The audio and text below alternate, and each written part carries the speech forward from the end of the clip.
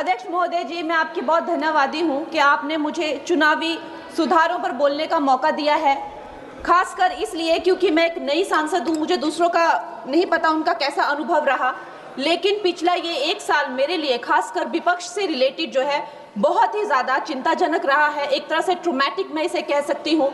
हर दिन इन्होंने यहाँ पे तमाशा किया है, हमारा दिल दहल जाता था इनको देखकर। एसआईआर ये वेल में उतर जाते थे। यहाँ पर इन लोगों ने डराना, धमकाना, धक्का मुक्की, ऐसा कोई इन्होंने किसी तरह की कोई बदतमीजी नहीं है जो एक भी दिन इन्होंने संसद भवन चलने नहीं दिया। हम जनता के प्रतिनिधि हैं, हम यहाँ पर उनकी आवाज लेकर आते हैं, हम कुछ सीखने आते हैं, हम नए सांसद हैं।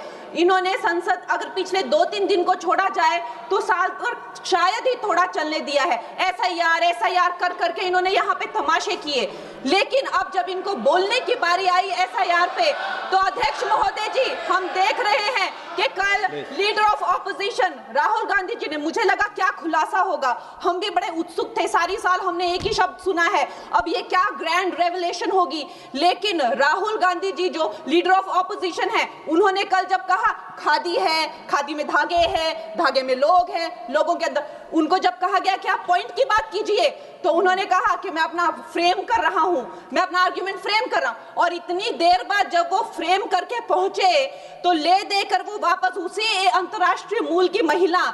अध्यक्ष जी, मैं एक महिला होने के नाते आपसे रिक्वेस्ट करना चाहती हूं कि every woman is entitled to her dignity. वो अंतर्राष्ट्रीय मूल की है, विदेशी महिला है, लेकिन उन्होंने कितनी बार आकर उन्होंने सोशल मीडिया पे कहा है कि मैं कभी भारत नहीं गई हूं, मेरा हरियाणा चुनाव से कुछ लेना देना नहीं है। लेकिन फिर भी ये लोगों ने बिना किसी ठोस सबूत के उनका यहाँ पे फोटो बना के उन्होंने उनको उछाला, यहाँ पे उनकी तस्वीर उछाली यहाँ पर और यहाँ पर प्लेक कार्ड यूज करना भी अलाउ नहीं है। इन्होंने फिर भी नियमों का उल्लंघन किया।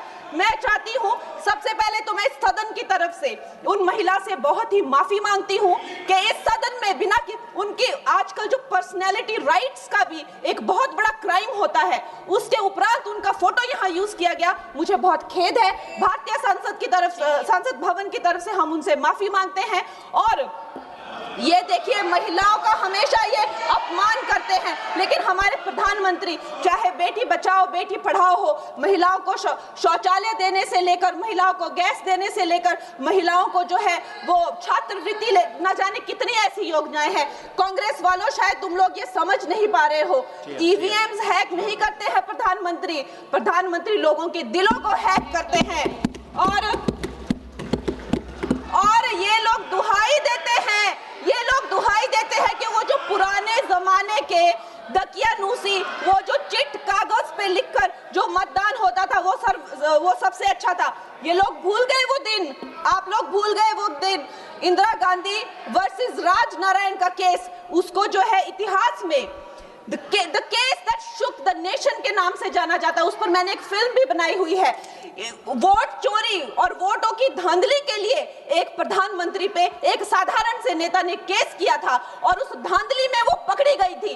हर उनका जो आरोप है उसमें सच सिद्ध किया गया था और रातों रात उनको कुर्सी छोड़ने के लिए कहा गया था और रातों रात जो है उनको ये आदेश दिया गया था कि आगे इतने सालों तक आप कभी जो है वो चुनाव लड़ नहीं सकते। ये धांधलियां इन्होंने करी हुई हैं और ये जो है उस टाइम के बैलेट बॉक्सों को उठाकर ले जाते थे ये लोग, और आज कहते हैं कि इनको ईवीएम्स जो है वो हैक हो जाते हैं। अध्यक्ष महोदय जी, मैं इनको याद दिलाना चाहती हूँ, प्रियंका गांधी जी कहती हैं कि छोड़ो पुरानी बातें, हम पुरानी बातें नहीं करेंगे, हम पुराने लोगों के बारे में नहीं बोलेंगे। तो मैं ये जानना चाहती हूँ कि आपकी जो माता जी हैं वो तो आपकी अध्यक्ष है और इस वक्त की वो अध्यक्ष है। उनकी जो है, आप देखिए, जब उनकी नागरिकता नहीं थी, जब उनके पास 1983 में नागरिकता आई, उसके कितने साल पहले से वो वोट देती आ रही हैं। तो ये जो इनका जो परिवार है, एंटाइटलमेंट से जो ग्रस्त ये इनका परिवार है, ये प्रियंका गांधी जी को भी याद रखना चाहिए। चाहे आपका भूतकाल हो, चाहे आपका वर्तमान हो, आप सब लोग, चाहे ईवीएम हो या चाहे कागज पे लिखा हो, जब आप लोगों के चरित्र में जो है किसी तरह की मर्यादा नहीं है, आप लोगों ने कभी भी इस देश का, यहाँ की कानून व्यवस्था का, संविधान का कभी आप लोगों ने सम्मान नहीं किया हुआ है। और अध्यक्ष महोदय जी, बिहार में जैसे ही एसआईआर आया, एसआईआर लागू हुआ, हमारी सरकार ने जो है कम से कम 60 लाख से ज्यादा अवैध। अब ये वोट, ये जो सारे अमाननीय वोट कार्ड है, ये सिर्फ घुसपैठियों के नहीं है। कुछ ऐसे लोग हैं जो माइग्रेट हो गए हैं, कुछ ऐसे भी लोग हैं जो इस दुनिया में है ही नहीं। 60 लाख से ज्यादा। और अगर वो लोग जेन्युइन थे तो उन्होंने, किसी ने तो रिक्वेस्ट करनी चाहिए थी कि भाई मेरा वोटर आईडी कैंसिल हुआ है। उसके उपरांत जो है 21 नए वोटर आईडी जो है उन्होंने दिए हैं। और इस तरह का एक माहौल बना बिहार में कि आज तक की सबसे ज्यादा वोटिंग जो है 67% वोटिंग हुई। नागरिकों में ये उत्साह जगा कि जो है इस तरह की जो क्लेंजिंग प्रोसेस है वो होना चाहिए। मैं एक देशभक्त होने के नाते अध्यक्ष महोदय जी, मैं ये प्रपोज करना चाहती हूँ कि हमारे देश में जो है हमेशा महीने 2 महीने बाद हमारे जो शीर्ष नेतृत्व हो गए, सारे अधिकारी हो गए, हमारे जितने भी रिसोर्सेज हैं, हम लोग उनको हर महीने 2 महीने में इलेक्शंस में जो है पुश कर देते हैं। इससे हमारे देश का बहुत ही भारी नुकसान होता है।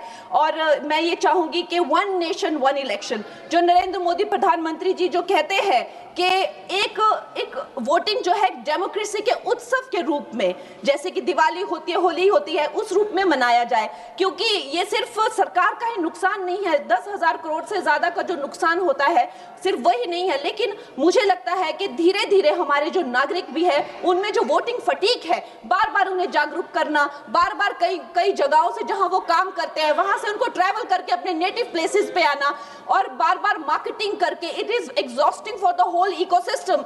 तो मैं ये प्रपोज करना चाहती हूँ कि 1 नेशन 1 इलेक्शन को लाया जाए। और ये जो भी हमें जिस तरह की जो असुविधा होती है हर महीने 2 महीने में इलेक्शंस की, उससे जो है हम बच सकते हैं। जय हिंद।